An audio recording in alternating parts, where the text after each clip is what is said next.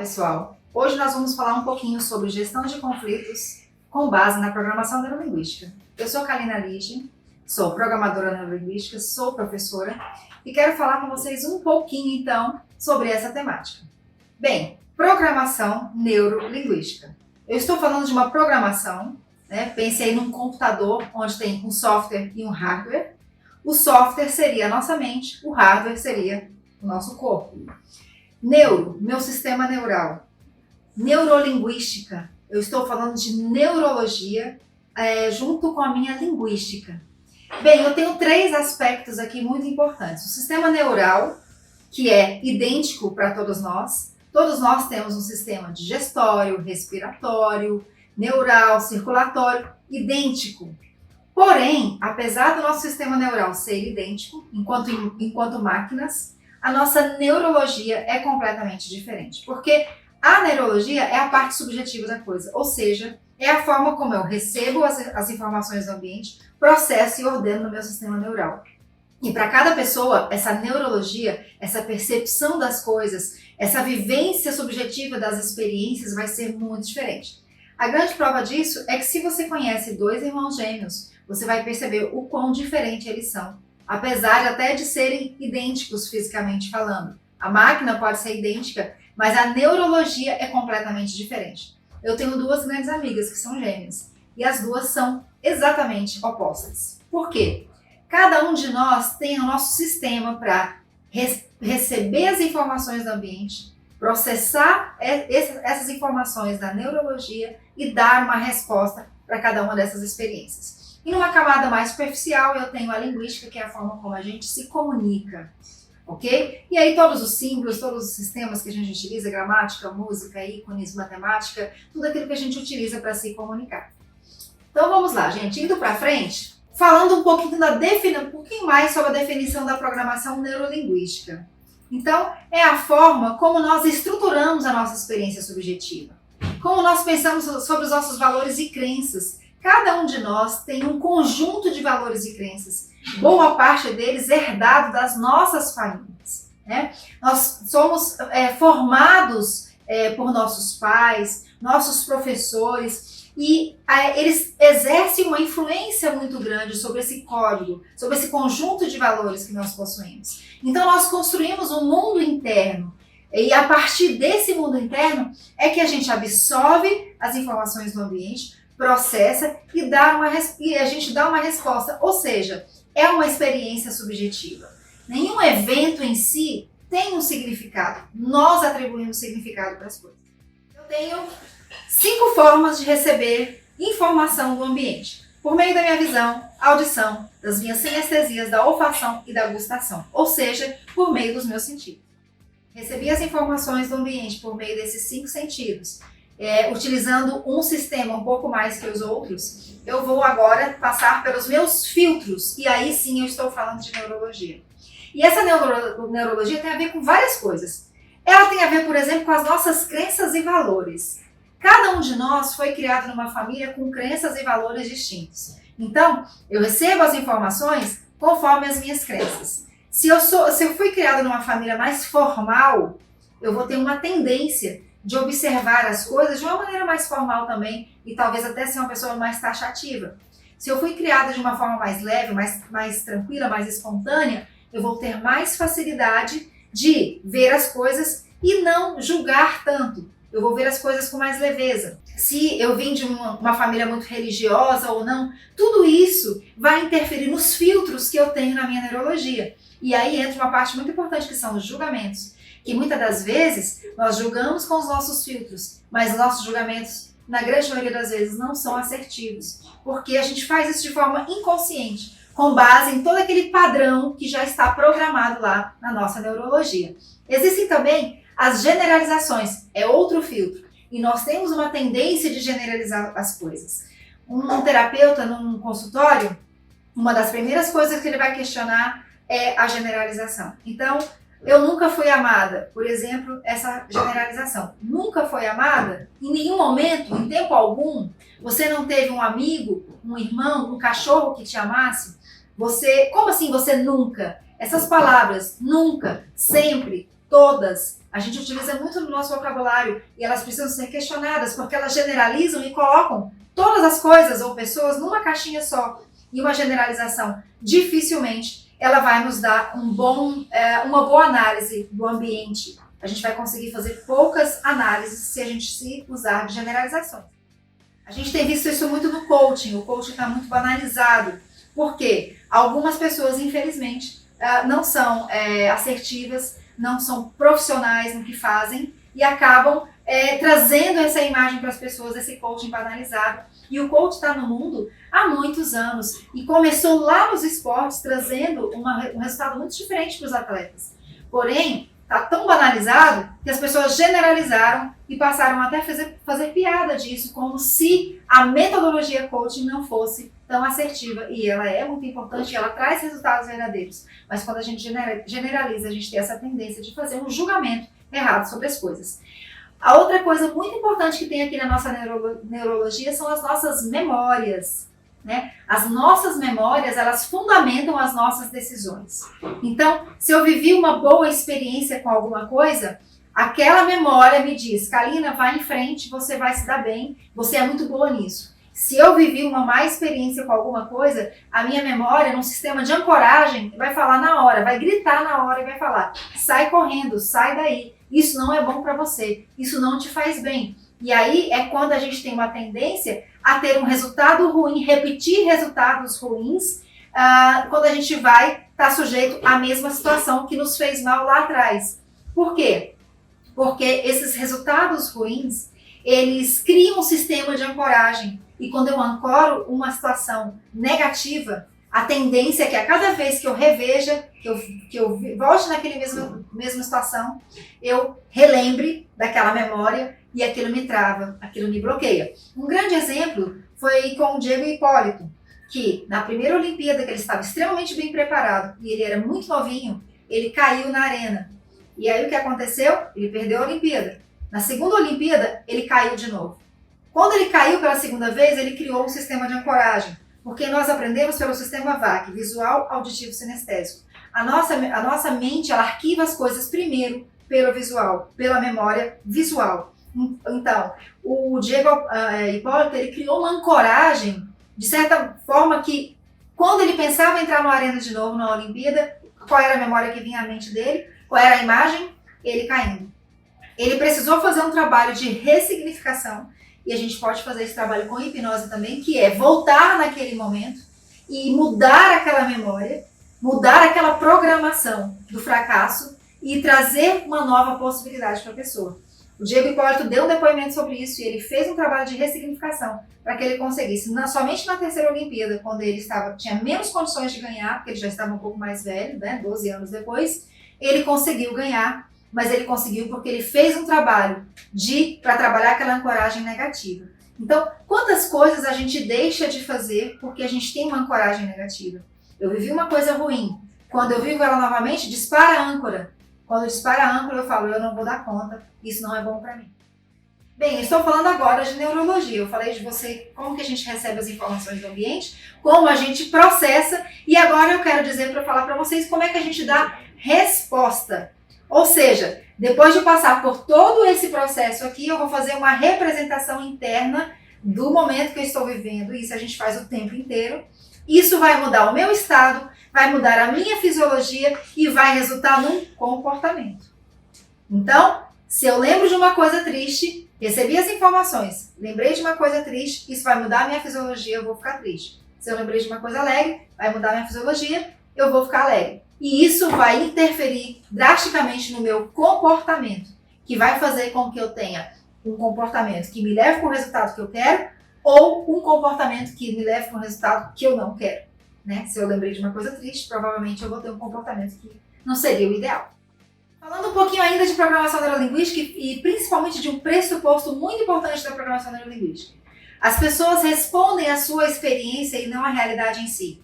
Eu fiz uma explicação longa aqui para vocês entenderem isso, que a gente responde às nossas memórias, a gente responde às nossas crenças e valores, a gente responde àquilo que está aqui na nossa neurologia e não à realidade. Porque se eu fosse responder à realidade, o Nick Vujicic nunca seria um cara tão feliz quanto é, um palestrante de extremo sucesso, um cara que nasceu sem braços e sem pernas, e que, no momento da maternidade, o pai dele, que era um pastor, ele chorou de tristeza quando o médico deu a notícia.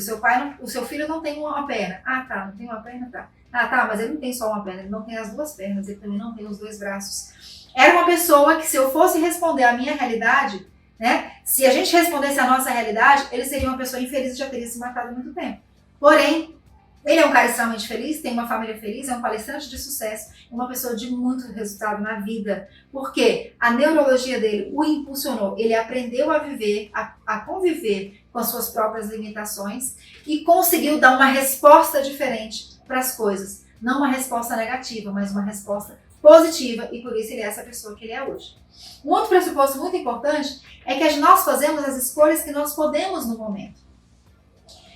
Eu faço escolhas com base nos recursos que eu tenho e não com base numa realidade em si. Ou seja, eu falei do Diego Hipólito aqui. Ele, naquele momento, naquela segunda Olimpíada, provavelmente ele olhou para aquela arena, ele se lembrou da imagem do fracasso e ele deu uma resposta, ele fez uma escolha inconsciente, mas ele fez uma escolha. Porque existe uma coisa muito importante que a gente precisa entender. Todas as nossas memórias, nenhuma foi apagada, mas elas estão no nosso inconsciente. Elas não estão no nosso neocórtex. O nosso neocórtex, aliás, é a nossa memória de trabalho e ela é extremamente falha, ela é extremamente lenta, a gente esquece das coisas, a gente vive esquecendo coisas. Mas a nossa memória inconsciente, o nosso inconsciente, ele registrou tudo, desde o ventre da nossa mãe até hoje. Nada foi apagado. Muitas das vezes, algumas memórias são bloqueadas porque elas nos fazem mal, mas elas estão todas lá no inconsciente e é por isso que a gente dá respostas que a gente nem imagina. Quando você se vê numa situação onde você, aquele sistema de ancoragem é puxado, mesmo que seja lá no inconsciente, você dá uma resposta sem perceber que você está tendo um comportamento que é uma resposta para aquilo que você viu lá atrás. Uma vez eu dando um treinamento falando sobre ressignificação dentro do Bradesco Seguros, um rapaz que era um coordenador lá, ele falou assim: Karina, agora eu entendi, porque todas as vezes que eu vejo um homem querendo agredir uma mulher, ou só falando alto, eu entro no meio, mesmo que eu não conheça essa pessoa, e puxo pra briga. Eu puxo o cara pra briga, mesmo que eu nunca tenha visto ele na minha vida. E nesse momento ele começou a chorar e ele falou: porque meu pai batia na minha mãe. Então, cada das vezes que eu vejo uma pessoa querendo agredir uma mulher, ou pelo menos insinuando que vai agredir, eu já tenho uma resposta fisiológica, uma resposta comportamental que responde a uma âncora que está lá atrás, que está lá no inconsciente, que ele nem sabia que ele agia daquele jeito por causa disso.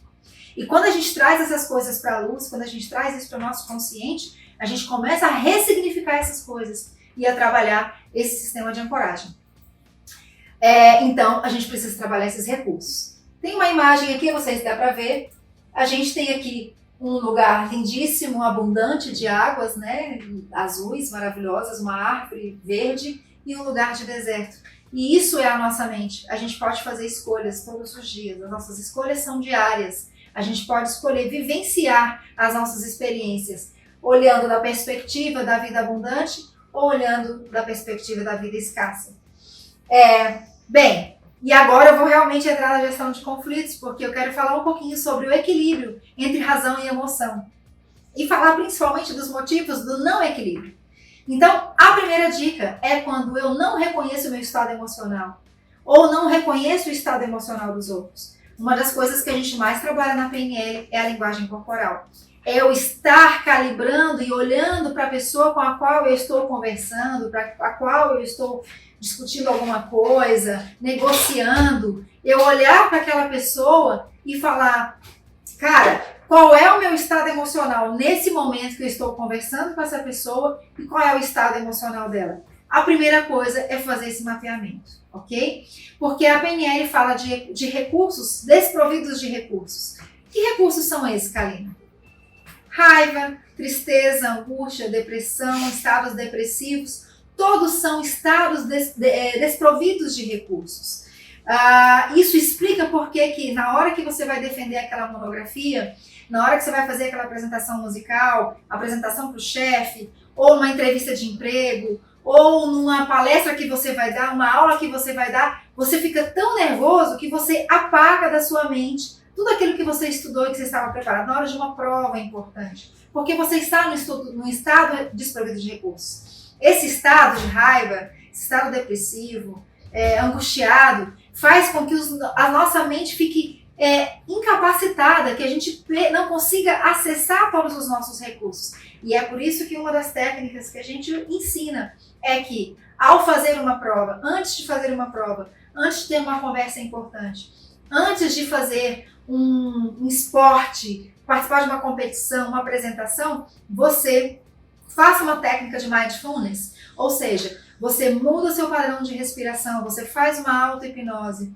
você entra num estado provido de recursos. Então, respira longamente, profundamente, pelo menos 5 vezes, fecha os olhos, se imagina performando bem, fica imaginando aí, lembrando de todas as questões que foram estudadas. Você vai ficar ali naquele estado, recuperando esses recursos, baixando o seu batimento cardíaco, para que você tenha uma resposta diferente, o resultado que você espera. Os atletas de alta performance trabalham com ensaio mental desde sempre, e uma das pessoas precursoras nisso foi o Phelps. O Phelps, desde 8 anos de idade, ele trabalha com ensaio mental, então o treinador dele ensinou ele a, todos os dias à noite, antes de dormir, fechar os olhos e passar o filminho. Ele falava para ele assim: Phelps, passa o filme. O filme era ele rever os treinos dele, rever todas as técnicas que haviam sido feitas, se ver performando bem, se ver ganhando a prova, olhar para o... é um transe, a pessoa se vê no dia da prova. Então ele se vê tendo uma excelente performance. Com isso, ele está alimentando a mente dele com uma experiência positiva, e na hora que ele for para a experiência, a nossa mente não distingue o real do imaginário. Aquelas coisas que a gente pensa, a nossa mente acredita que sejam verdadeiras. Se forem boas ou ruins, a nossa mente acredita que aquilo é verdadeiro. É por isso que filmes e desenhos animados influenciam tanto as crianças. E elas confundem a realidade com o filme, com o desenho. Por quê? Porque aquilo faz uma influência sobre a mente, porque a imagem fica ali gravada.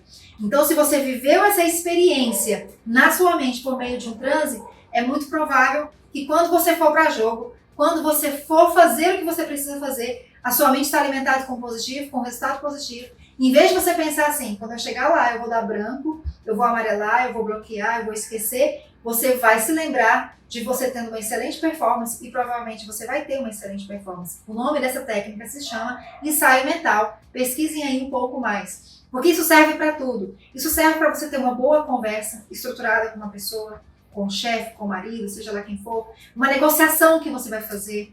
Serve, por exemplo, eu já utilizei essa técnica para fazer uma negociação muito importante da minha vida. E na técnica, eu imaginei todos os argumentos que a pessoa iria falar. Tudo que ela iria falar. E eu me imaginei conversando com aquela pessoa, tendo resposta para todos aqueles argumentos. No momento que eu precisei negociar, eu fui muito feliz, porque a minha mente já estava alimentada com tudo que eu precisava falar. Eu não fui pega de surpresa, eu não estava num estado desprovido de recursos, eu estava num estado provido de recursos. Isso tem tudo a ver com gestão de conflitos. Gestão de conflitos, onde a gente faz gestão sobre a gente mesmo e sobre o outro, eu preciso estar acessando esse estado provido de recursos o tempo inteiro. Preciso estar trazendo a minha mente para um estado de recursos o tempo todo. Por isso que uma das técnicas que a gente ensina nos cursos de vendas, nos cursos de negociação você começou a negociar, você começou a conversar com a pessoa, a conversa saiu do equilíbrio, a conversa está partindo para um momento de desequilíbrio em uma das duas partes, você encerra a conversa, inventa uma desculpa, fala que está apertado, que quer ir ao banheiro, fala que precisa fazer uma ligação urgente, fala que precisa beber água, encerra, dá uma pausa, vai lá, toma água, respira, busca novamente o estado provido de recursos e volta para a conversa. Porque se você permitir que essa conversa se estenda, os dois vão entrar no estado desprovido de recursos e aí é o jogo do perde-perde. Os dois se desequilibram e aí não tem mais negociação, só tem jogo de egos. Então, isso é uma técnica muito importante para negociação. Bem, às vezes eu reconheço as minhas emoções, mas elas crescem dentro de mim numa proporção que eu não tenho controle, ok? Eu preciso ter a capacidade de entender que isso pode acontecer, que isso vai acontecer, e eu preciso conseguir ter domínio sobre isso. Mais uma vez, se isso está acontecendo, se essa emoção está crescendo dentro de mim, dá um break, dá uma pausa. Inventa uma desculpa que você precisa fazer uma ligação urgente para o seu filho, para sua casa. Sai daquele ambiente tensionado. Sai dali, distensiona para conseguir voltar. Bem, não me preparei em antecedência para receber e lidar com as minhas próprias emoções. Isso aí é isso que a gente está falando agora. É uma situação complicada e perigosa. Pessoal, estados emocionais, eu falei agora dos estados desprovidos de recursos, mas eles são a parte mais imediata da nossa experiência. São provocados por eventos fora do nosso controle, mas nós os criamos. Entendam que você acorda pela manhã, muitas das vezes feliz da vida, agora a gente está em home work, mas vamos supor que, pensando aí no passado, quando a gente não estava em home work. Imagine que você se levantou, tomou seu banho, está tranquilo, está feliz, está indo para o seu trabalho, e aí você leva uma fechada no trânsito. O que acontece? Você que estava feliz, cantarolando, ouvindo uma música que você gosta, sei lá, de repente o seu estado emocional muda muito rapidamente em função de um evento externo. Mas entenda que esse estado emocional foi provocado dentro de você. O evento externo provocou, mas ele nasceu dentro de você. Bem, você fica pau da vida, xinga, reclama, briga, vai para o trabalho, chega lá nervoso. Aí um colega de trabalho fala: ô fulano, o que você tem? O que está acontecendo? E aí a pessoa brinca com você, te descontrai, você esquece aquilo e já entra numa vibe legal de novo, numa emoção legal de novo. Daqui a pouco você recebe uma ligação de um cliente que reclama de alguma coisa e é muito taxativo, chega a ser agressivo com você. Novamente, seu estado emocional é despertado por um evento externo e você fica nervoso novamente. Porém, entenda que esse estado emocional foi criado dentro de você. Então, é possível sim ter controle. A gente pode ter técnicas, maneiras de acessar naquele momento uma coisa que nos faça bem, ter alguma atitude que mude, literalmente, o meu mapa mental, que mude a estação, como se eu estivesse mudando um canal de TV. A pergunta que eu quero fazer para você, todas as vezes que você for fazer alguma coisa que for difícil, algum desafio, eu pergunto para você agora, em que estado você quer estar para que você torne essa tarefa mais fácil? Como é que você quer estar? Você vai fazer uma prova importante? Se você estiver apreensivo, estiver nervoso, estiver ansioso, provavelmente você não vai fazer uma prova boa. Então, senta, respira, faz a respiração profunda 5 vezes, fecha os olhos, baixa o batimento cardíaco e acessa seus recursos. Traz um estado provido de recursos e aí começa a fazer prova. Isso serve para tudo, para tudo. Uma apresentação musical, uma disputa que você vai fazer, uma competição, para tudo. Você se desligar, desconectar do ambiente e conectar em si mesmo, num exercício de auto-hipnose, onde você fica ali acessando todos os recursos que você precisa. Pessoal, finalizando aqui, a capacidade de mudar de estado e escolher como se sentir é uma habilidade necessária para uma liberdade emocional e uma vida mais feliz.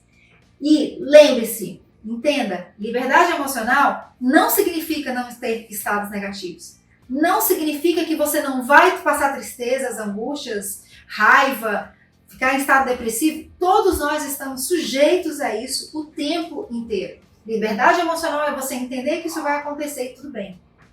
Vai acontecer, tudo bem, eu estou assim, nesse momento, daqui a pouco eu não vou estar mais, mas nesse momento eu estou aqui. Lidar com isso de uma forma limpa.